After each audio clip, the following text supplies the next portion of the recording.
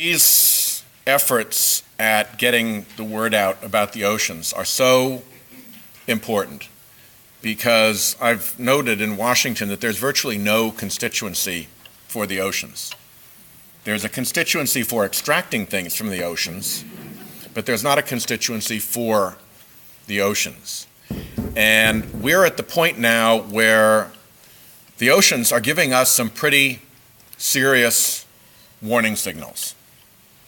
You can go from the far north, where the ice sheets are disappearing at a rate so rapid that our military planners can't keep up in strategizing northern defenses, and where the traditional food chain is being disrupted by those changes. You can go from the north to the south, down to the tropics, where you see massive coral reef die off in tropical seas all around the world. You can go to the top of the food chain, where our most significant marine mammals feed, and unfortunately they feed in a bioaccumulative fashion. Sandra would approve that I use that word. My wife is a marine biologist. Dennis Nixon wonders how I could use such a big word. It's because I'm married to a marine biologist. But it concentrates the poisons at the top of the food chain, and these animals that feed at the top of the food chain and that are mammals and that have fat and that lactate and pass the poisons through to their young are now at a stage where they are literally swimming toxic waste, thanks to the load of poisons that we have put into their environment and that concentrate in them. You can stay right near here in Narragansett Bay, where runoff and loading of nutrients is creating shellfish die-off and, frankly, local dead zones, and where the mean winter water temperature of Narragansett Bay has climbed 4 degrees in the last 30 years, which is not just something little, it's a real ecosystem shift. Or you can go as far away as the middle of the Pacific, where the huge Pacific garbage gyre is swirling. Nobody knows exactly how big it is. It's somewhere between the size of Texas and the size of the continental United States. But it's big, and it's a mess, and it is harmful to wildlife and to our oceans out there. And then whether you're at the top or the bottom of the food chain, whether you're at the north or the south, whether you're near or far, everywhere in the oceans, we are facing enormous changes from the exposure of our oceans to our carbon pollution and the acidification of our oceans that results, to the point where our oceans are now outside of the range of acidification that has prevailed for the last 8,000 centuries.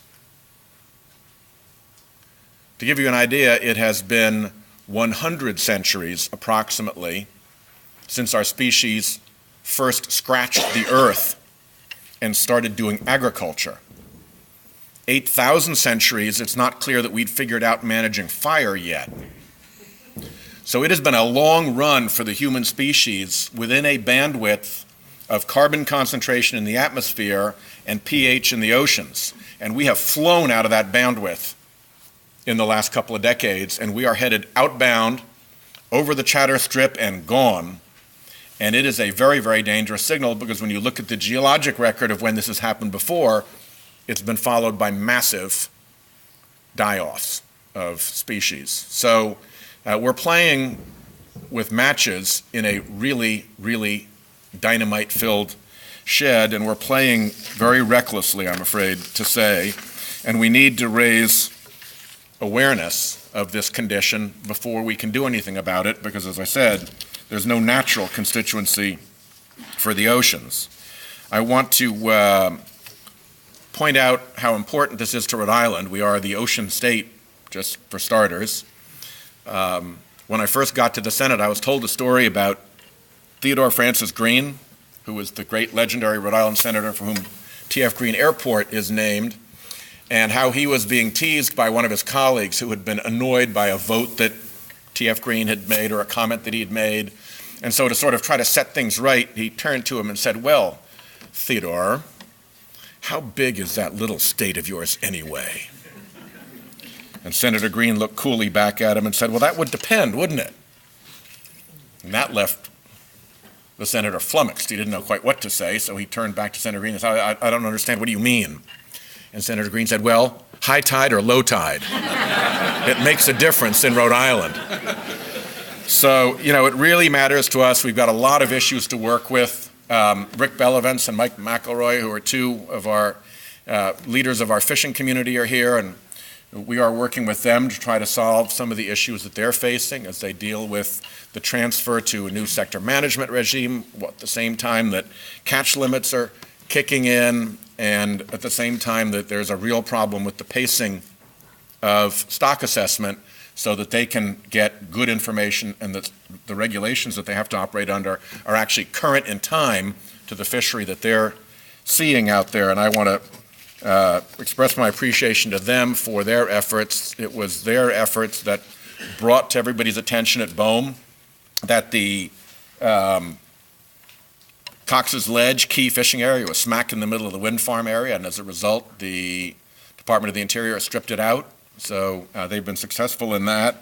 But we have more work to do to bring together the research that the scientists are doing with the experience that the fishermen are seeing out there, because they don't add up. And one side says, well, it's because scientists don't know how to fish.